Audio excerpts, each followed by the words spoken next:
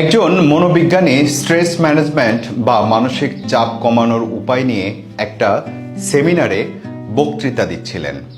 তো বক্তৃতা দিতে দিতে একটা সময় তিনি চারপাশে হাঁটতে হাঁটতে হঠাৎ শ্রোতাদের সামনে এক গ্লাস পানি তুলে ধরলেন।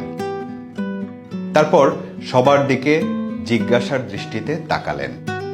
সবাই ভাবল তিনি সেই চিরচেনা প্রশ্নটি করবেন, গ্লাসটি অর্ধেক খালি নাকি অর্ধেক ভরা। কিন্তু তিনি অন্য প্রশ্ন করলেন। একটি হাসি মিশ্রিত ভঙ্গিতে জিজ্ঞেস করলেন, এই গ্লাসের ওজন কত? শ্রোতাদের মধ্যে থেকে উত্তর এলো 250 থেকে 300 মিলিলিটার হবে।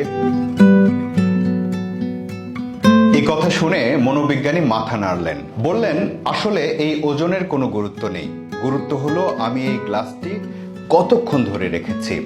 সবাই খুব কৌতূহলী হয়ে উঠল। এরপর মনোবিজ্ঞানী আবার বলতে শুরু করলেন, যদি আমি 1 মিনিট ধরে রাখি কোনো সমস্যা হবে না, যদি 1 ঘন্টা ধরে রাখি হাত ব্যথা করবে, যদি 1 দিন ধরে রাখি তাহলে হাত অবশ হয়ে যাবে, পক্ষাঘাতগ্রস্ত মনে হবে, কিন্তু গ্লাসের ওজন একই থাকবে। শুধু ধরে রাখার সময় যত বাড়বে গ্লাসটা তত ভারী হয়ে উঠবে। এই পানির গ্লাসের সাথে এবার জীবনের চাপ, দুশ্চিন্তা, উদ্বেগ এগুলোকে মেলান। এগুলো গ্লাসের পানির মতোই।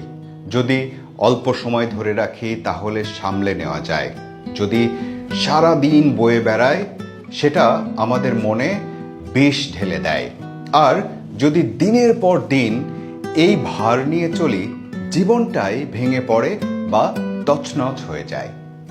সবশেষে তিনি বললেন, চাপ আর দুশ্চিন্তা যদি বেশি সময় ধরে রাখো তা তোমার স্বাভাবিক চলার শক্তি কেড়ে নেবে, তাই সময় মতো গ্লাস নামিয়ে ফেলো। তাহলে বলুন তো, এই গল্প থেকে আমরা কি শিখলাম? শিখলাম যে নেতিবাচক বিষয় নিয়ে বেশি সময় ভাবলে হতাশা জন্মায়। চাপ আর উদ্বেগ টেনে না বাড়িয়ে দ্রুত মুক্তি পেতে শিখতে হবে। জীবনে ভার কমাতে হলে সময় মতো গ্লাস নামাতে জানতে হবে।